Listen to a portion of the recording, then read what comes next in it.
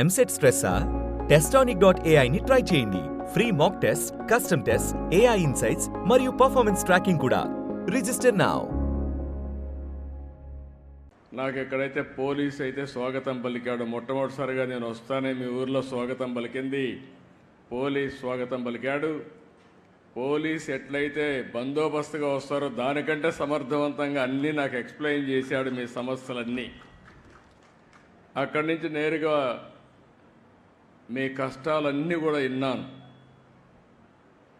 ఆ కష్టాలన్నీ విన్న తర్వాత కొంతమంది ఆడబిడ్డలు ఎండు చేపల్ని ఏ విధంగా తయారు చేస్తారో అది కూడా చూశాను.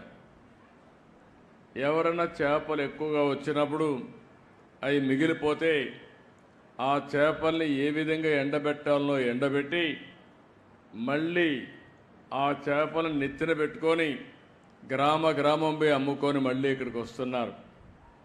వాళ్ళ కష్టాలు చూశాను. అక్కడి నుంచి నేరుగా బోట్ ఏ విధంగా రిపేర్ చేస్తారో పడవలు అది కూడా చూశాను.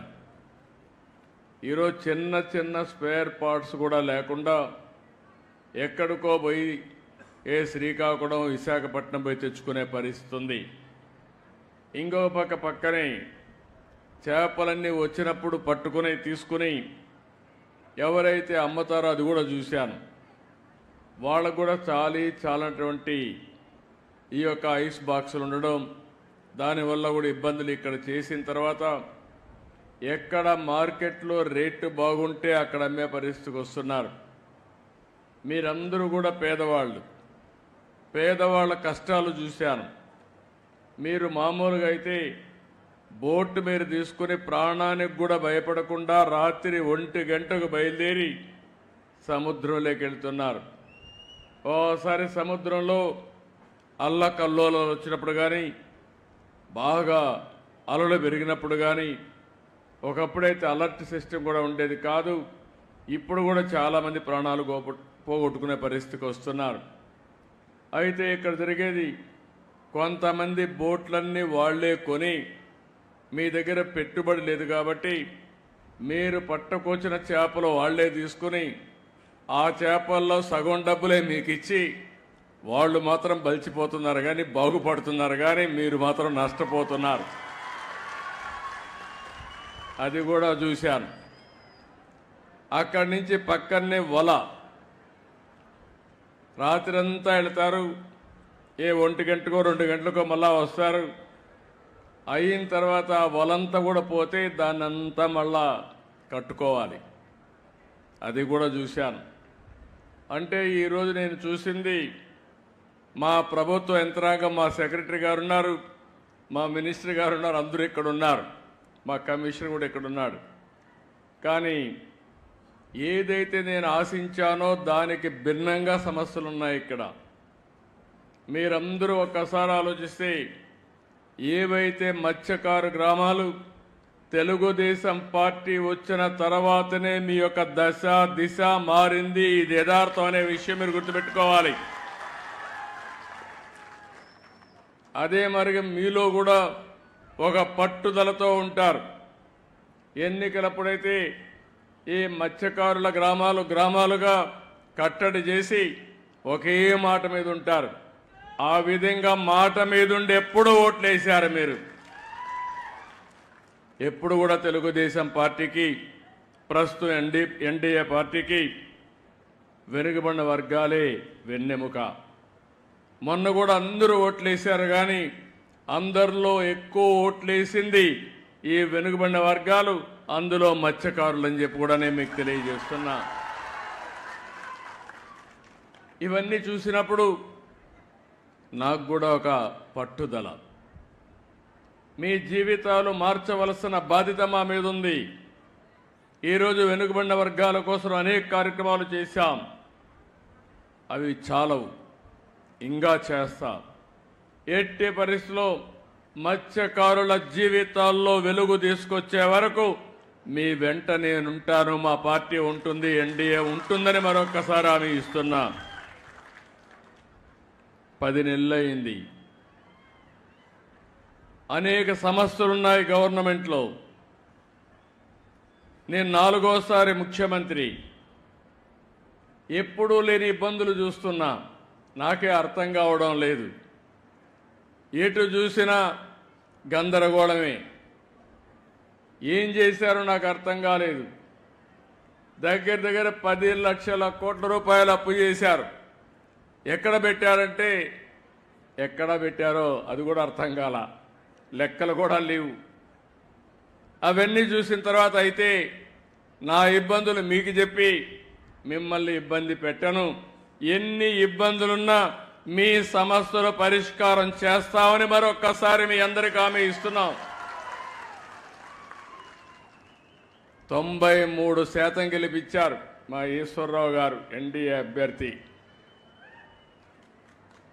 మిత్రపక్షంలో ఇవాళ చూస్తే ఆలోచించిన తర్వాత ఈశ్వరరావు గారు రిపోర్ట్ తెప్పిస్తే నేను కూడా తెప్పించుకున్నాను. మళ్ళీ సీటు గెలవాలి కాబట్టి మీలో ఒకటిగా ఉన్నాడు, మంచి పేరుందంటే ఇస్తే 30,000 ఓట్లతో గెలిపించారు మీరందరూ.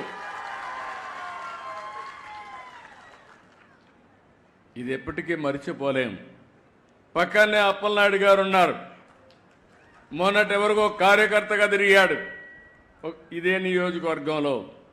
నేను ఆలోచించాను, నమ్మకస్తుడు, మంచి వ్యక్తి, ఎందుకు ఎంపీగా పెట్టకూడదని ఒక కార్యకర్తను ఎంపీ చేసిన పార్టీ ఎన్డీఏ. ఇవన్నీ కూడా సాధ్యమైనప్పుడు మీ జీవితాల్లో మార్పు తేలేమా అని నేను అడుగుతున్నా. ఇప్పుడే ఎమోషనల్గా మా రామ్మోహన్ నాయుడు మాట్లాడాడు.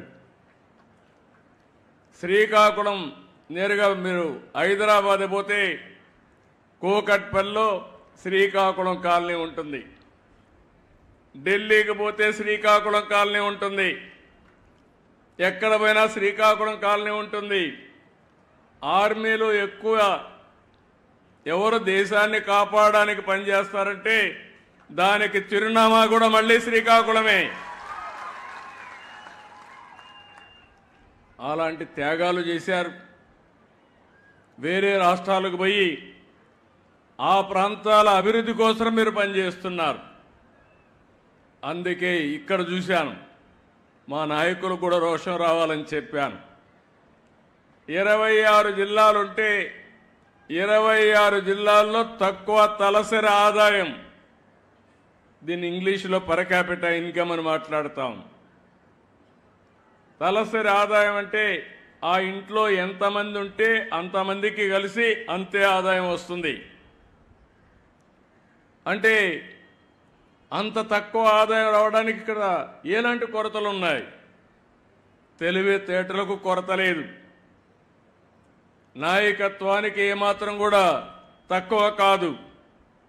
వనరులైతే వంశధార ఉంది, నాగావళి ఉంది, నిరంతరం నీళ్లు వస్తాయి, సముద్ర తీరం ఉంది.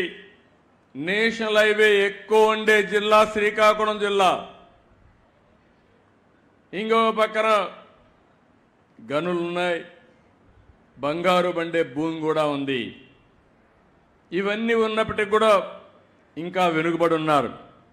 నేను అందుకని ఒక సవాలుగా తీసుకున్నా, అవసరమైతే మళ్ళీ మళ్ళీ వస్తా, ఈ జిల్లాను బాగు చేసే వరకు నేను మీకు అండగా ఉంటానని ఈరోజు మీకు మాట ఇస్తున్నా. అనేక సంక్షేమ కార్యక్రమాలకు నాంది పలికాం. కానీ సమాజంలో వెనుకబడిన వర్గాల్లో అట్టడుగు నుండే కొన్ని వర్గాలున్నాయి. అందులో మత్స్యకారులు ఒకటి. మీరెప్పుడు సముద్రాన్నే నమ్ముకున్నారు. తెల్లవారుతో పోయి అర్ధరాత్రి పోయి మళ్ళీ తిరిగి రావాలంటే ఆడబిడ్డలు తిరిగి వచ్చే వరకు ఎక్కడికక్కడ గందరగోళంగా భయాందోళనలో ఉంటారు. అలాంటి జీవితం మీది. అలాంటప్పుడు మీ ఆదాయం కూడా అక్కడికక్కడే వచ్చే పరిస్థితి వచ్చింది. అదే సమయంలో ఈరోజు మీరు చూస్తే వేట విరామం 2 నెలలు 61 రోజులు మనం ఇస్తాం. దానికి కారణం సముద్రంలో చేపల అభివృద్ధి కావాలి. పిల్లలు వేసే సమయం అది. ఆ సమయంలో డిస్టర్బ్ అయితే చేపే ఉండదు. కాబట్టి విరామం ఇవ్వాలనే ఉద్దేశంతో విరామాన్ని ఇచ్చే పరిస్థితికి వచ్చాం. అదే సమయంలో ఒకప్పుడు మీరు విరామం ఇస్తే, ఎందుకంటే మీరందరూ కూడా ఇప్పుడు కూడా సముద్రానికి పోతేనే మీ కడుపు నిండుతుంది. ఒకరోజు పోకపోతే ఆ రోజు పస్తే. అందుకే నేను ఆలోచించిన తర్వాత 14వ సంవత్సరం 15 సంవత్సరంలోనే వేట విరామం సమయంలో ఆర్థిక సహాయం ఇవ్వాలని నిర్ణయించిన పార్టీ తెలుగుదేశం పార్టీ అని చెప్పి నేను మీకు తెలియజేస్తున్నా. ఆ తర్వాత ఒక 10,000 ఇచ్చారు. 10,000 ఇచ్చారు కానీ చాలా ఉపన్యాసాలు చెప్పారు. ఫిష్ ఆంధ్ర అన్నారు. 300 కోట్లు ఖర్చు పెడతామన్నారు. ఏం పెట్టారో నాకైతే అర్థం కాలేదు. ఏ మత్స్యకారుడి జీవితమైనా బాగుపడిందా అని మిమ్మల్ని అడుగుతున్నా. మీకు లాభం జరిగిందా అని మిమ్మల్ని అడుగుతున్నా. ఈరోజు నాకు కష్టాలున్నాయని నేను చెప్పచ్చు కానీ నేను చెప్పను. అందుకే 1,29,178 కుటుంబాలకి 20,000 చొప్పున 259 కోట్ల రూపాయలు మీ అకౌంట్లో ఈరోజు నేను వేశానని చెప్పి కూడా నేను మీకు తెలియజేస్తున్నాను. నేను కూడా బటన్ నొక్కచ్చు, కానీ నేను బటన్ నొక్కలా. నేరుగా మీ దగ్గరకు వచ్చా, మీ సమక్షంలో మాట్లాడుతున్నా. మీ కష్టాలు నేను అర్థం చేసుకోవడానికి వచ్చాను. ఏదో వచ్చినప్పుడు ఇంత మునుపు ఉండే పాలకులు వచ్చుంటే ఇక్కడుండే మీ కొబ్బరి చెట్లు గోవిందా. ముందు కొబ్బరి చెట్లు వెళ్ళిపోయేటివి. అంటే ఒక నాయకుడు వస్తే ప్రజాహితం కోసం వచ్చినప్పుడు చెట్లు నరికేయడం, లేకుంటే ఎక్కడికక్కడ పరదాలు కట్టేయడం, అనేక సమస్యలు. ఇంకైతే కొంతమంది ఇంట్లో నుంచి బయట రానియకుండా నెత్తిన చేయి పెట్టడం, ఇలాంటివన్నీ కూడా నేను ఒక నెగతాళు చేయడం లేదు. కానీ నేను చెప్పేది ఏంటంటే ఎప్పుడు కూడా ప్రభుత్వం అనేది ఒక బాధ్యతగా ఉండాలి. ప్రజల ఆదాయాన్ని పెంచాలి, మీ జీవన ప్రమాణాలు మెరుగుపరచాలి. నేను విశాఖపట్నం భోగాపురం ఎయిర్పోర్ట్ ఇచ్చాను. నేనుంటే 1 సంవత్సరంలో పూర్తయ్యేది. వీళ్ళు వచ్చారు, మొత్తం మార్చారు. ఏమైనా వచ్చిందంటే రాలేదు. మళ్ళీ నేనే వచ్చి దాన్ని పూర్తి చేసే పరిస్థితి ఇప్పుడు వచ్చింది. రాబోయే రోజుల్లో ఈరోజు ఇంకొక విషయం కూడా గుర్తుపెట్టుకోవాలి. ఒకప్పుడు రామ్మోహన్ నాయుడు గారి తండ్రి ఎర్రమనాయుడు గారు కేంద్ర మంత్రిగా ఉండి శ్రీకాకుళానికి ఉద్దానానికి నీళ్లు తీసుకొచ్చారు. ఈరోజు మళ్ళీ రామ్మోహన్ నాయుడు గారి ఆధ్వర్యంలో భోగాపురం ఎయిర్పోర్ట్ పూర్తి కాబోతుంది. అది శుభ పరిణామం ఈ జిల్లాలకి.